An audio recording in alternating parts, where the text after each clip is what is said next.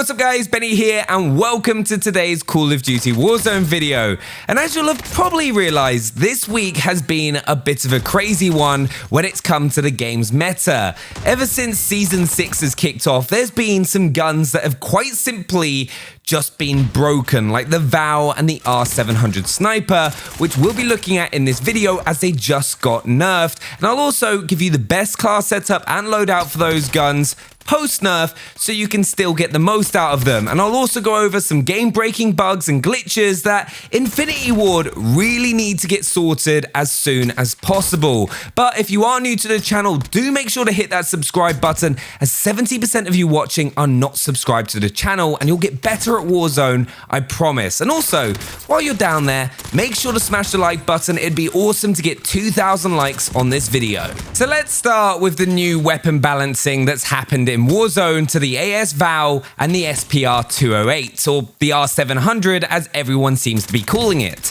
Now, I've been using the patch version of the weapons all day to give my genuine opinion on the changes and whether there's still guns that are worth using. I'll also show that class setup that I found works best later on in the video if you want to go ahead and use the guns for yourself. First of all, the AS VAL, which was quite simply just broken when it was released because the bullet penetration effect on the 10-round mag allowed the gun to shoot through multiple walls. This led to players running snapshot grenades and were just able to shoot them through the wall with ease, no matter how much cover they had in the way, which was quite simply quite ridiculous.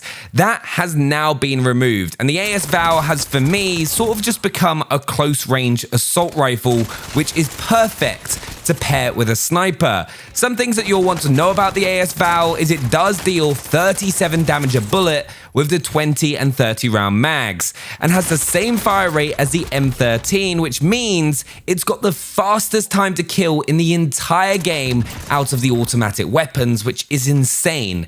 The 10 round is more accurate, but just nowhere near as good anymore after that penetration nerf, and you do get quite a lot of choice on how to customize the VAL thanks to it having that inbuilt suppressor. But if you're landing headshots, you can get a time to kill of just 325 milliseconds with the automatic mags, though you've really got to manage your fights, as taking on more than 1 or 2 enemies at a time with the VAL is incredibly difficult to do just because of how quickly you empty your magazine. Personally, I'm glad the single shot VAL didn't get picked up by more players, as it was incredibly annoying getting killed through multiple walls. I'm not going to lie to you. Though I think the nerf that most players are upset about, even though the gun was broken and not working on how it was intended, is with the R700, because we finally had a sniper that was really viable and easy to use within Warzone. I mean, it had a fast rate of fire, it was hit scan, and quite frankly, if you weren't using it, you were missing out. Yes, sniper gameplay is never going to allow you to rack up as many kills compared to if you're playing with an assault rifle SMG combo, because you'll tend to keep fights at an arm's distance, but the R700 pre-nerf allowed you to do that due to the fast aim down sight time and those one-shot headshot kills. But I do have some good news. I'd say even after the nerf, the R700 is still a very, very good sniper, and probably still one of the best ones to use for an aggressive playstyle, especially over the Kar98. Now, the exact changes in the nerf was an increase to flinch. This is a bit of a problem when you're in a gunfight with another team and you're the one being shot at, as you're going to be unlikely to quickly get that headshot off, as anytime you get hit, it'll just send your aim flying. So try and use the R700 over your other weapon when you're either not the person on your team being focused or you're opening up an engagement with an enemy team. However, the change that I felt the most during my game time with the R700 was the reduction to the ADS speed. It just makes the R700 not feel as responsive as it did earlier in the week, and it took a bit of getting used to.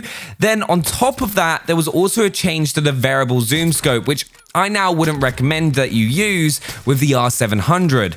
And the Norma and Lat mags also had a reduction to bullet velocity and ADS speed.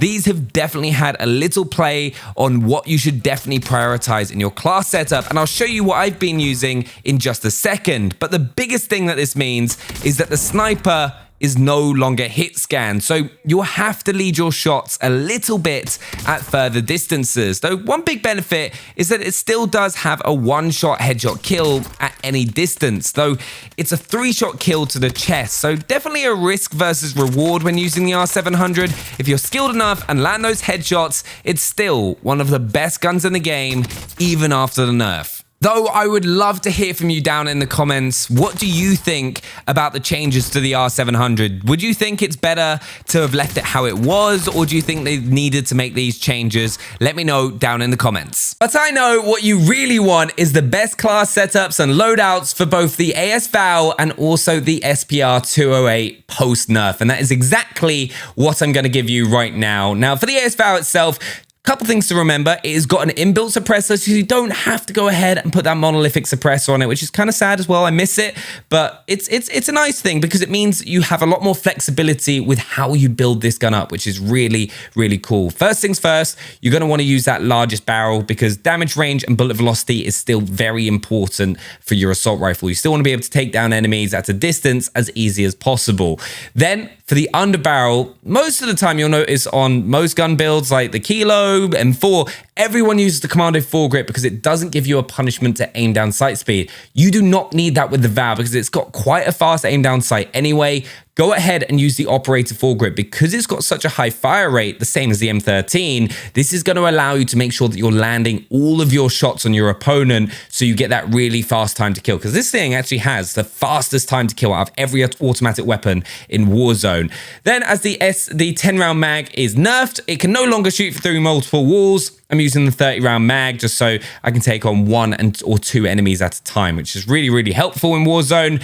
Then this is an attachment that I've started using a lot more on a lot of weapons, and that is because of the sprint to fire speed. The amount of times you are going to have your life saved because you get your gun up a little bit quicker is insane. So stipple grip tape, really, really good to use on the VAL, especially as you're using it as a close range assault rifle and pairing it with like a sniper, for example. And then I actually use FMJ for that bullet penetration. It's the first assault rifle I use a perk with, and FMJ is just going to allow you to kind of take enemies down a little bit quicker, finish them off through a wall or like kind of through an object they run behind. Really, really useful attachment. And that, from my experience, is the best VAL loadout so far. If you've got any changes that you've personally been using that you think I should check out, do let me know, but I'd recommend this thing right here. Then the one that probably everyone is a little bit more interested in because it's a sniper and it's still incredible is the SPR-208. You're going to put that monolithic suppressor on for that sound suppression and damage range. Then for the barrel, I use the SPR-26 because I still kind of want to, even if I hit a body shot, be able to get a 2-shot kill occasionally, and that's going to give you a higher chance of doing that. The ASP, yeah, you're still going to be able to get those 1-shot headshot kills and a little bit faster aim down sight speed. I've just been finding this works best for me, but the ASP is another option for you. So choose between the two, try them both out, see what you personally prefer, but I've been using the 26-inch barrel. Then you've got the tac laser for that fast aim down sight speed. Then the ammo is still quite simple. You want those Lapua mags because damage range, damage, bullet velocity, all things you want with a sniper rifle. Then you want to go ahead and use an optic. Now, the variable zoom scope got nerfed, so you're not going to want to go ahead and use that. Instead, I'd recommend you use the Solo Zero SPR 28mm. It's what I've been using. I love this scope. Really clean, really easy to use. I've been finding it quite easy to get those headshots with it. And that, in my opinion, right now is the best SPR or R700 build in Warzone. And then I always use EOD Overkill Amped Semtex. Semtex is now actually a big thing because C4s are terrible. You cannot throw them anywhere. Another one of the big changes with Season 6, and now I use stun grenades. That's actually the build that I've been using all day and I've got a lot of kills with. So let me know what you think about it down in the comments below. Go try it out yourself. It is still an absolute beast for both these guns after the nerf. But what I also want to touch on in this video is the biggest game-breaking glitch that Warzone has seen since release. Now, I'm not going to show you how to do it because I just don't want to add to ruining Warzone and making it a lot less fun for a lot of you. But what I do want to do is raise awareness, because if you're at the end of a match and can't find the last player, the odds are they're taking advantage of this unlimited tactical glitch, which is a real shame. But what you should do is make sure that you report them at the end of a match, for exploiting. Effectively, what they can do is something in the game which means that they never run out of tacticals. Now, that could be used for unlimited smoke grenades, unlimited stuns, flashbangs, whatever tactical you want. But what most people have been doing is using it to have unlimited stims, which means they can never die to the gas. Personally, I think Infinity Ward could be in a better place to just disable items and vault them for when situations like this arise, which would then mean they can work on a fix in the background and then reintroduce the item, similar to what they've done with contracts and vehicles in the past. Do make sure to let me know what you think about this down in the comments, and if you've had it happen to you, make sure to let me know. Also, I'll be having some videos on the Black Ops Cold War beta over the weekend, and we'll be back to my daily upload schedule. I just had a few days off to celebrate my brother's birthday, but I hope you've all been having an awesome week, and I'll see you tomorrow for more Call of Duty Warzone and Black Ops Cold War. See you next time.